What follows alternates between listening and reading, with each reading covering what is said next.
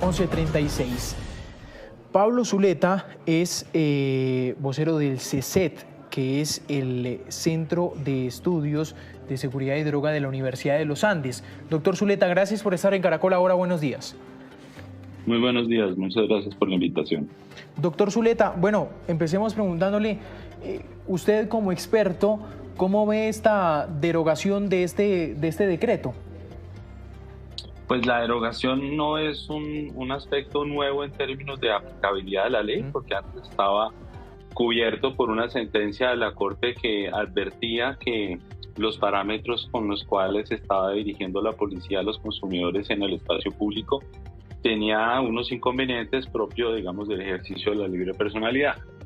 El tema general es que nosotros no tenemos una regulación de las drogas en general y principalmente de la marihuana, que es la sustancia de mayor consumo dentro de las ilegales, después de las dos legales.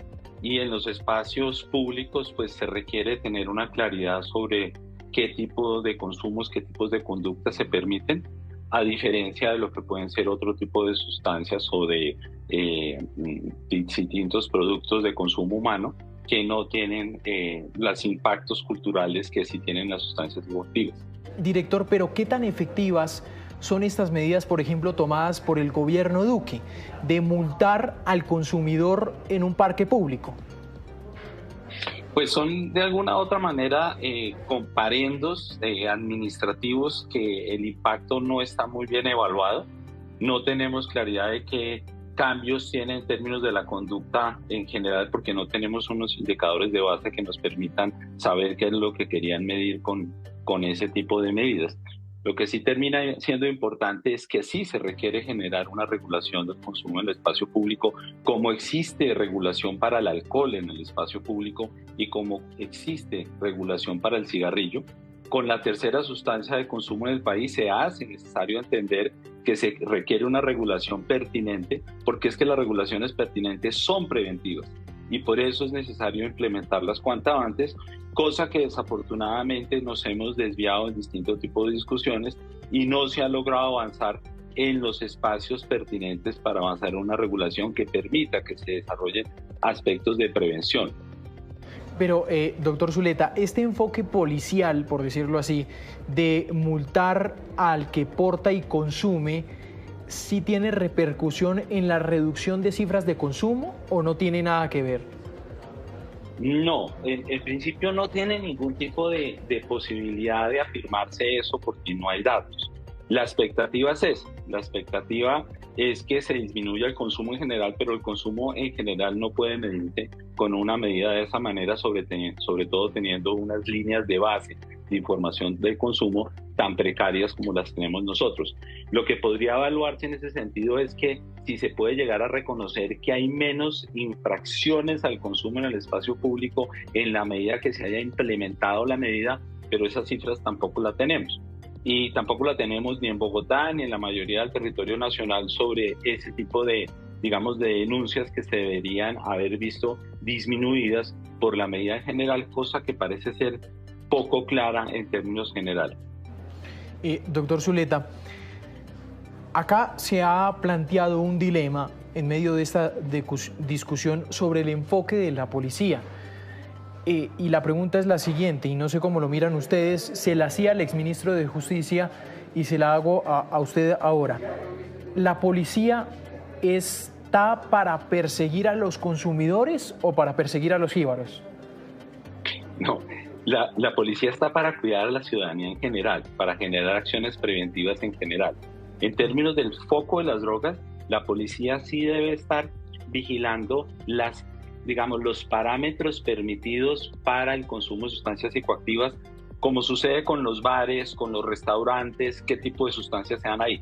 El punto fundamental en términos generales es si la policía debe ir a perseguir a los consumidores en los espacios públicos, sobre todo cuando no hay una reglamentación clara sobre ese tipo de sustancias, y otra si la policía debe bajar los brazos con respecto al delito, cosa que no tiene por qué hacerlo.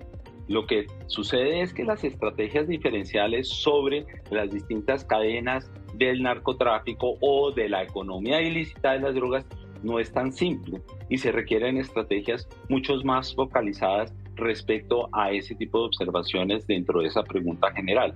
La policía debe de alguna manera prevenir el delito y la policía debe prevenir escándalos en la vía pública y cosas por el estilo, pero no quiere decir con eso que perseguir al usuario de sustancias psicoactivas vaya a resolver los problemas que antes he nombrado. Doctor Zuleta, ¿cómo está nuestro país en términos de consumo? Bueno, nosotros tenemos un consumo importante en el país, es un consumo creciente. Tenemos un inconveniente en las medidas en general, porque nosotros tenemos una serie de estudios nacionales que son tres, digamos, robustos, con una metodología similar. Tenemos un problema con el último estudio, el de 2019, que si bien siguió una misma metodología, el proceso de los encuestadores, de los que aplicaban la encuesta como tal, cambió importantemente y eso nos reflejó unos datos que están muy por debajo de lo esperado en cuanto al crecimiento de consumo. Y en ese sentido es importante hacer ver que requerimos una nueva evaluación de consumo general del país. En las cifras generales, cuando se comparan con otros países, por ejemplo, en el caso de marihuana es relativamente bajo. Sin embargo, si uno tuviera en consideración esa dificultad con respecto a ese estudio nacional, podría hacer consideraciones importantes y eso se puede hacer mirando el estudio distrital y los estudios escolares que sí muestran un crecimiento más sostenido sobre las sustancias psicoactivas. Ahora, por otro lado, nosotros sí tenemos un consumo problemático importante con unos esquemas de tratamiento que deben ser revisados. Nosotros tenemos un modelo de atención del año 2016-17 que es un buen modelo que está siendo aplicado en algunas instituciones IPS de salud con cierto tipo de discusiones que podemos tener, pero tenemos un avance importante en ese sentido, con una mala evaluación hasta el momento de esas implementaciones, pero hemos ido avanzando. Y tenemos desafortunadamente un consumo problemático que está siendo atendido por fuera de la ley 1576 de salud, que es el consumo problemático que se atiende a través del sistema de responsabilidad penal para adolescentes y a través de los programas de bienestar familiar que siguen programas de rehabilitación pero diferentes. El mundo del consumo problemático en el país es importante y no está siendo atendido de forma adecuada. ¿A qué nos referimos, doctor Zuleta, con eso de consumo problemático? Consumo problemático son todas las modalidades de tipos de consumo que llevan a una consulta médica o a una consulta de adicciones per se. Es cuando el individuo pierde realmente la funcionalidad y esa funcionalidad puede estar debida directamente a lo que le afecta la droga o a que su comportamiento como tal dentro del contexto cultural y social donde se ve deja de funcionar importantemente y empieza a tener una caída importante en sus funciones sociales y familiares clásicas. Ese término de consumo problemático se asemeja a lo que conocemos como adicción o a lo que conocemos como síndrome de dependencia. El inconveniente de esos términos es que han ido variando a medida que ha pasado la historia. La clasificación psiquiátrica ha llevado a cierto tipo de confusiones con la definición de los términos, pero el consumo problemático se refiere a todos los tipos de consumo que generan atenciones sociales, médicas o psicológicas debido a las alteraciones comportamentales que tiene el consumo de cualquier sustancia. Doctor Zuleta, ¿qué hay de las otras drogas? ¿Qué pasa con el consumo de cocaína aquí en nuestro país? ¿Qué pasa, por ejemplo, también, esa alerta por el fentanilo? ¿Qué pasa con esas otras drogas? Bueno, primero, el consumo de drogas en términos de orden, el primero es el alcohol, el segundo el tabaco, el tercero la marihuana, el cuarto la cocaína, el quinto el bazuco, exceptuando en las últimas encuestas en donde aparece el consumo de una vez en la vida, por encima del bazuco, el éxtasis. Eso solamente aparece recientemente. Pero los consumos problemáticos del país, o sea, aquellas drogas, sustancias psicoactivas que generan un impacto importante en la función de los individuos, el primero es el bazuco, que es la pasta base de cocaína, que es la sustancia que mayor afecta la mayoría de las personas que son atendidos en tratamientos de rehabilitación. La segunda sustancia es la marihuana.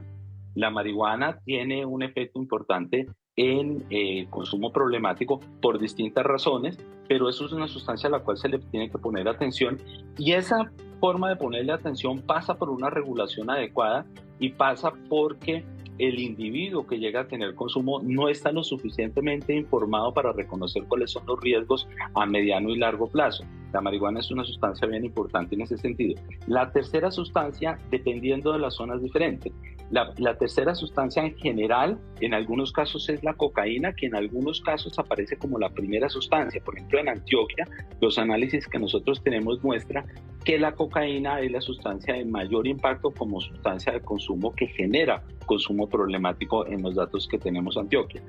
En las otras sustancias lo que vemos, por ejemplo, en el caso del éxtasis, que ha crecido el consumo de una vez en la vida y también en el último año, no tiene un impacto importante en el consumo problemático, por distintas razones propias del tipo de embriaguez que sucede con esa sustancia. Ahora, cuando hablan de los opioides, desafortunadamente, ha sido equivocado, a mi modo de ver, la perspectiva que le ha querido dar el gobierno, cosa que es nueva, sino ya anteriormente desde el gobierno de Juan Manuel Santos se le ha dado cierto tipo de preponderancia al consumo de opioides que en el país es bajísimo.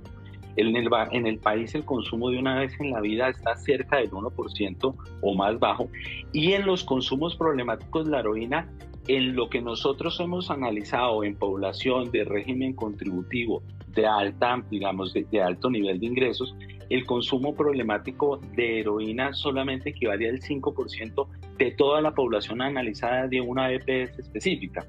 El consumo de heroína se le ha dado mayor atención del que sería pertinente para el tipo de problemas que tenemos, pero por otro lado también se ha generado cierto tipo de forma de divulgar el problema de la heroína y de los opioides como si fueran un programa de prevención universal, y creo que en ese sentido hay muchas equivocaciones. Y doctor Zuleta, ¿ese consumo se da en espacios públicos mayoritariamente?